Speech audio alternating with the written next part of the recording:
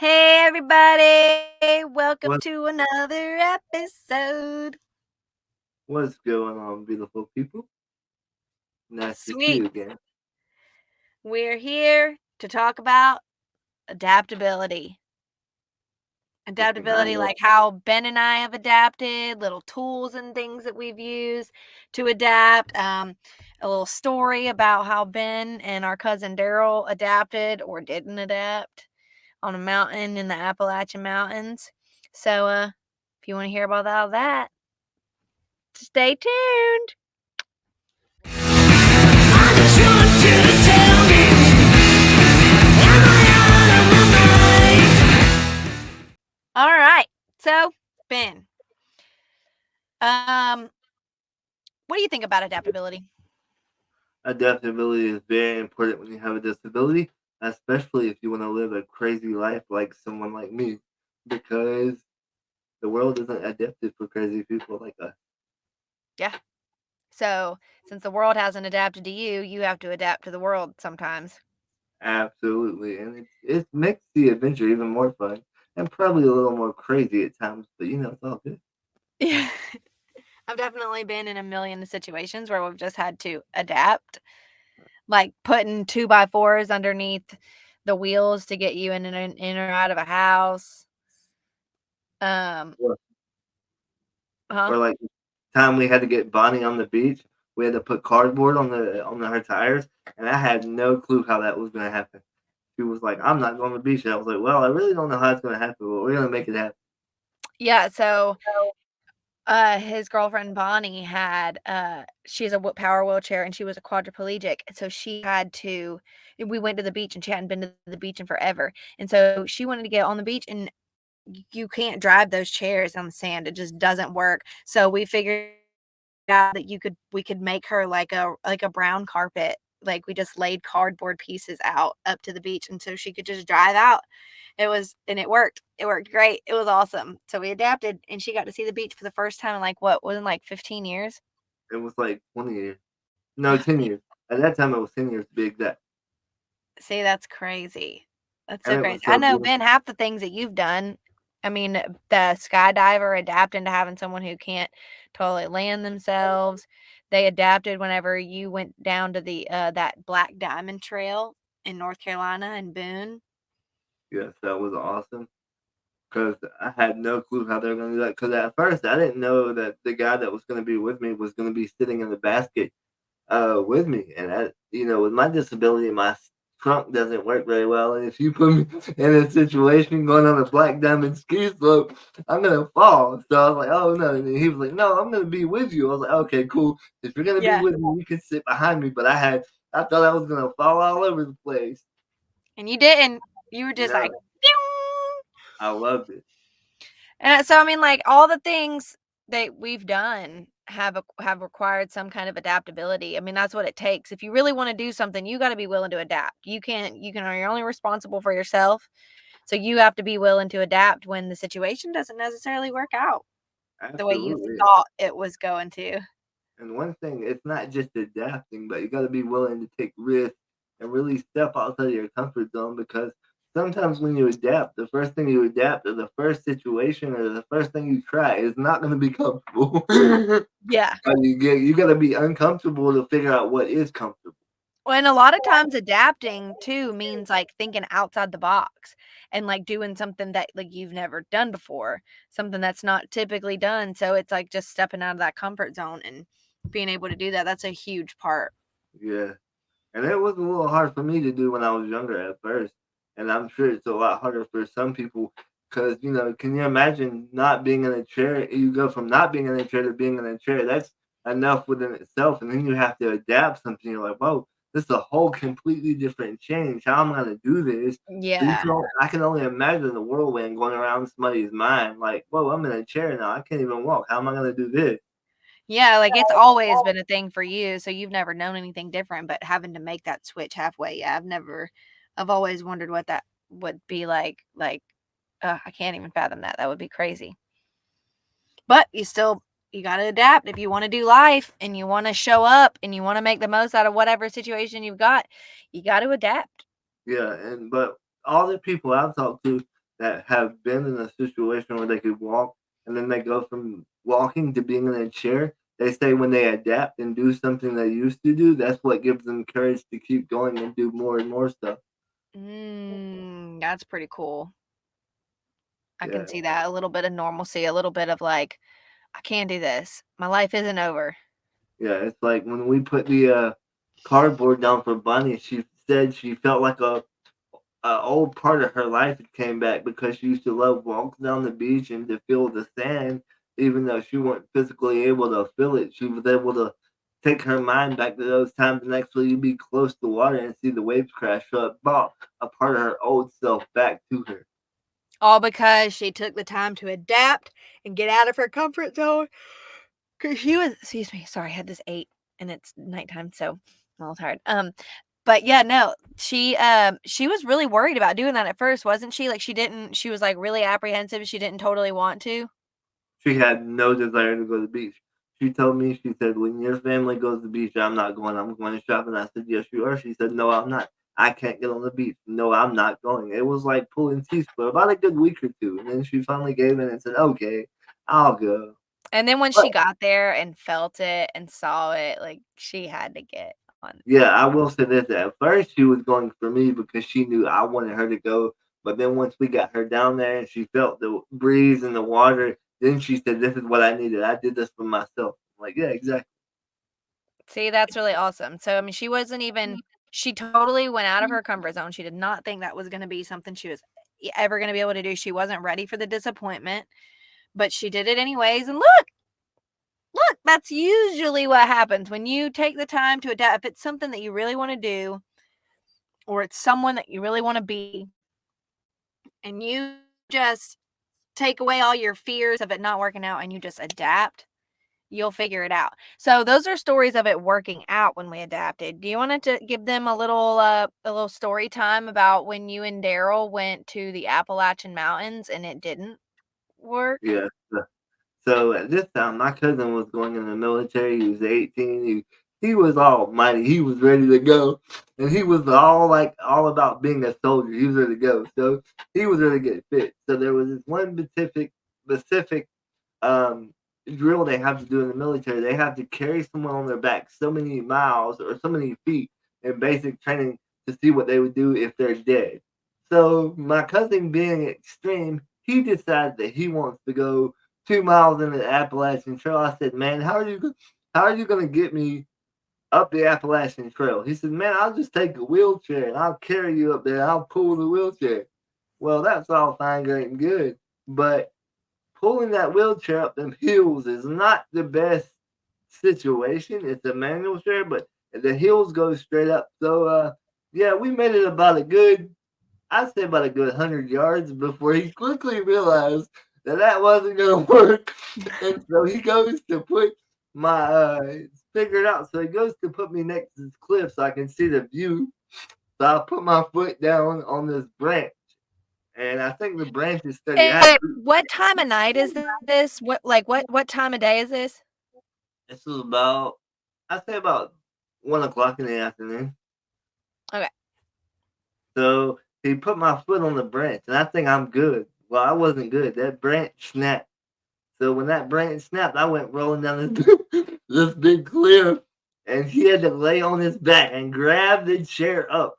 And he said he was sliding with me, so he was pulling his chair up, trying to keep himself up and me up. So finally, he was like, "You know what?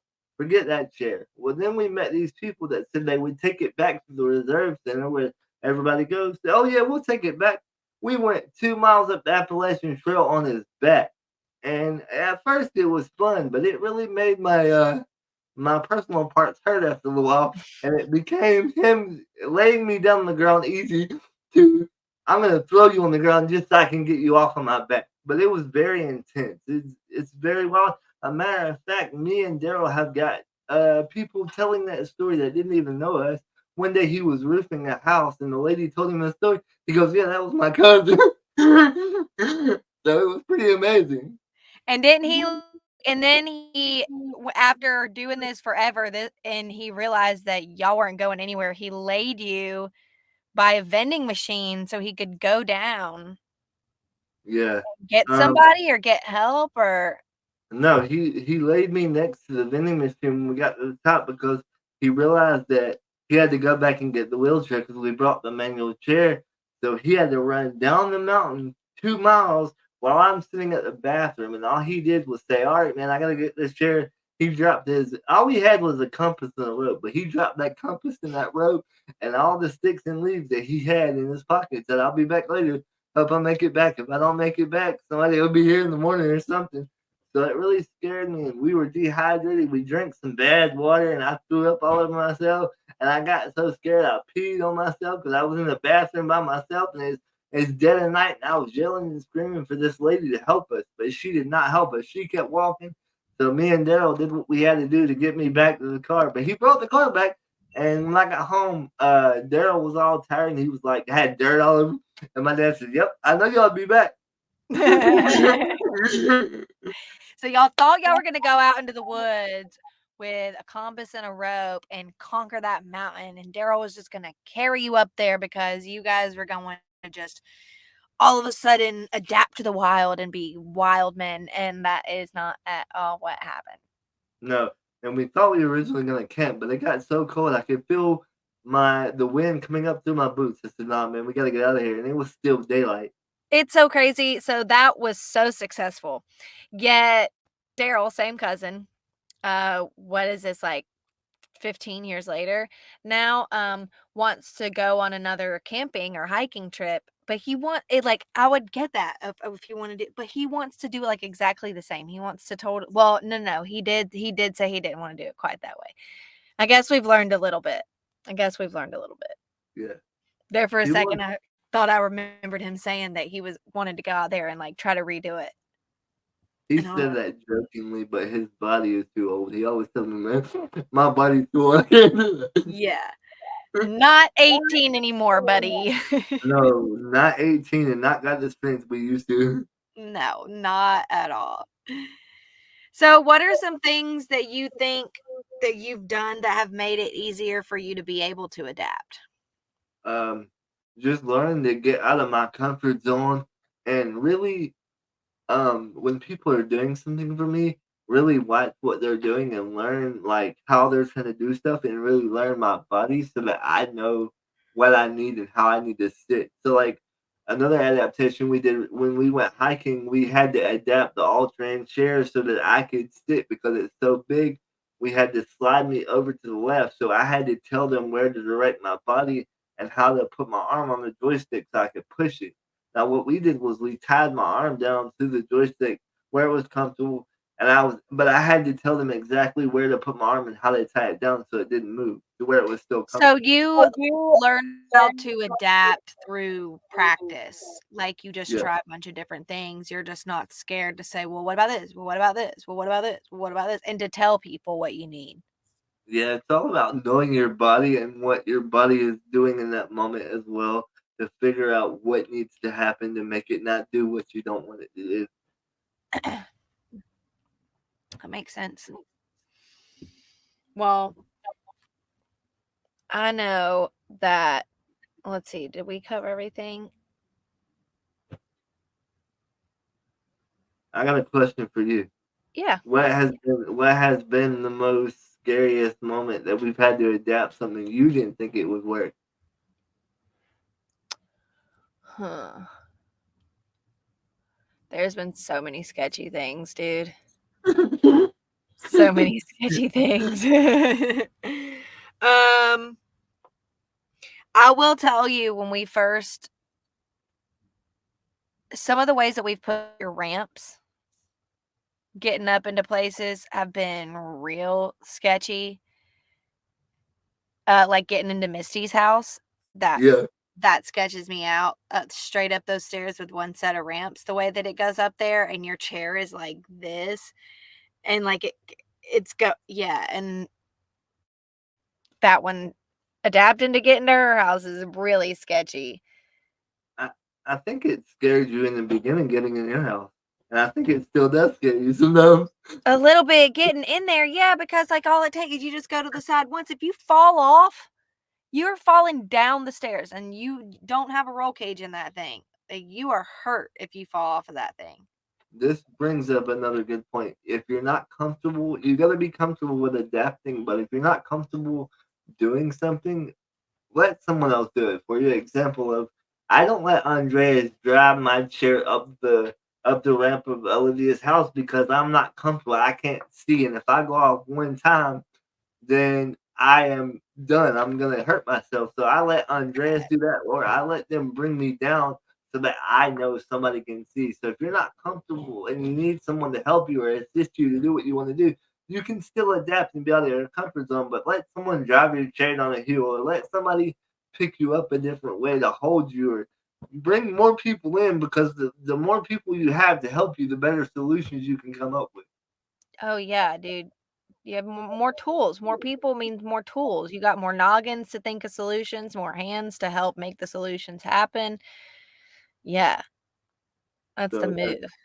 that's what I would leave people with. If you're not comfortable doing it, you need somebody else to assist. Take the assistant, because it doesn't make you any bigger, any tougher if you don't take the assistant. Yeah, if you don't take it, it just makes you an L7 square. It causes you to get hurt really quick. Well, guys, I think that's a pretty good wrap on this week's episode. Adaptability, the importance, the freedoms it gives you, being able to adapt makes you powerful, makes you Adapting, have fun. adapting, adapting can get you to see the world in ways you never thought of, and it can get you in places you never thought you'd be able to get. Abso-freaking-lutely. And you'll almost always have a good story to go with it. That's right. May So not be as crazy as me and Daryl, but you'll have a crazy story somewhere. so as far as things coming up, we have another monthly meetup coming up for March. However, we always do the last Sunday of the month. The last Sunday of this month is Easter. That's the Lord's Day. So we will not be having our meetup on the last Sunday this week or this month. We will be having it on the second to last, the week before, on the 24th. Yeah, so we hope to see all you guys at 15th Street Pizza. Get some pizza and good. 15th Street Pizza, a local business, baby. Figured we'd try some pie this time. So come have a Yeah, slice, hang out. It's gonna be fun. yeah. Let's And have that's some really good. all that we have going on now. Yep. Oh, Ben, the Capitol Crawl. The Capitol Crawl is March 14th from 11 to 1, and it's going to be a reenactment of 1990 when the Disabilities Act was approved and they put it into action. So, Kristen Keeley is the one that put it into action. She was actually had CP herself and could not walk, but she crawled up 80 something steps, and they saw her, and all this news media was around her, and she thought it was really amazing, and she was really tired, so they want to do something to bring awareness to that day, and just know that What are we're you all going out to be here. doing for that event? I'm going to be reporting and talking to politicians and getting their viewpoints and to see why they came to the event. So it should be awesome. And Yeah, I'll be on the Adapt Facebook page. cool. Well, guys, thanks y'all for coming out this week, and we got some lots of things coming up. So we'll see y'all next week. And grab life by the horn. Grab life by the horns. Bye, baby.